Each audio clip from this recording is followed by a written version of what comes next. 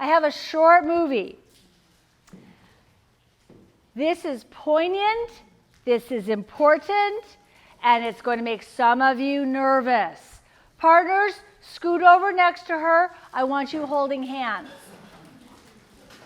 Hold Grandma's hand over there. Now, I show this with purpose. The point of this is I want you to see a mom in real labor. This is not Hollywood. This is from my archives. I want you to see a real labor. She's 7 centimeters. They just checked her cervix. She's 7. She's getting out of the labor bed in between contractions. I want you to hear the contraction. I want you to see what she's doing. I'm in the movie. I'm the one with the short, dark, curly hair. This is someone on my staff when I was the director of education at John Muir in the East Bay. Katie and Steve asked me to come in to assist towards the end because their goal was to avoid an epidural. They came through McMoyler method. I don't work with anybody that hasn't been through this because I need people with realistic expectations. If she had needed an epidural, she would have chosen one. Her labor is moving on. It's not a picnic. You're going to see that. And she's coping. All right, good. Thank you, love, for lowering all the lights. Getting out of the bed. Her partner, Steve, is there.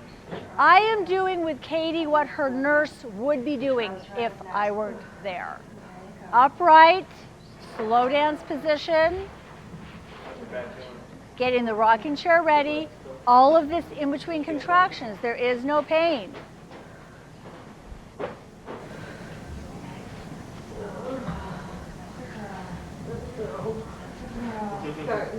Contraction coming, moving to new location, into the rocker.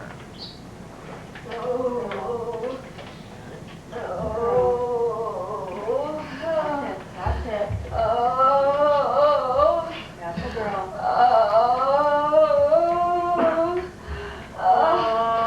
Way down, way down. That's it.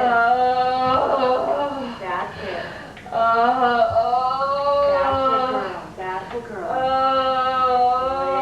Way down.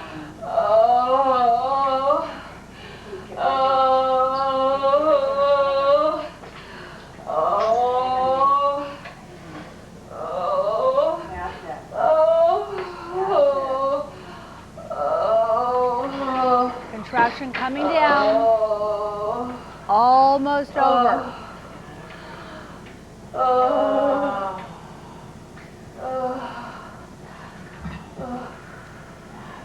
This is her break. No pain, regrouping, making new decisions. This is tough. Head right in. No, it's making me nervous. This is your hurdle. I know, like in the shower? I was in there once and it did me some good. Did it? Want to try? Yeah, let's try it. So now we're on our way to the shower. She spent 45 minutes on her hands and her knees in the shower. We did not film that.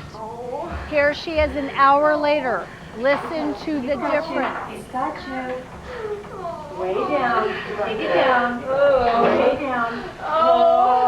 Baby, way down. Oh, God. Open your eyes. Again. Oh, God.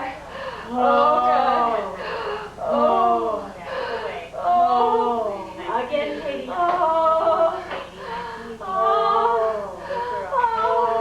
With me.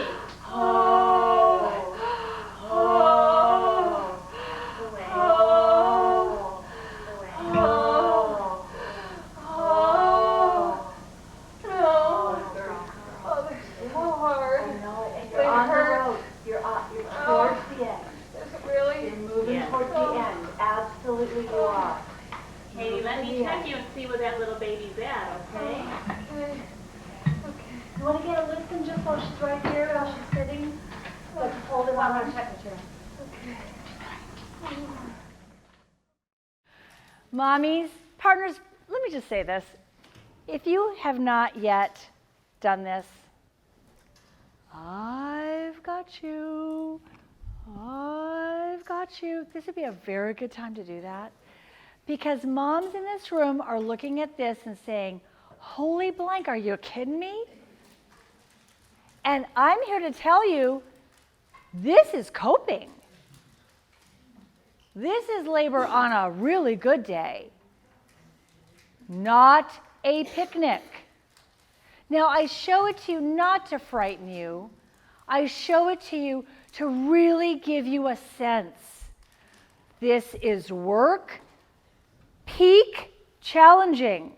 In between contractions, Katie could talk, Katie could walk. She wasn't excited about it, but she could do it. So this is why I show you the real look. People, remember where we are. The hardest part. This is the steepest climb.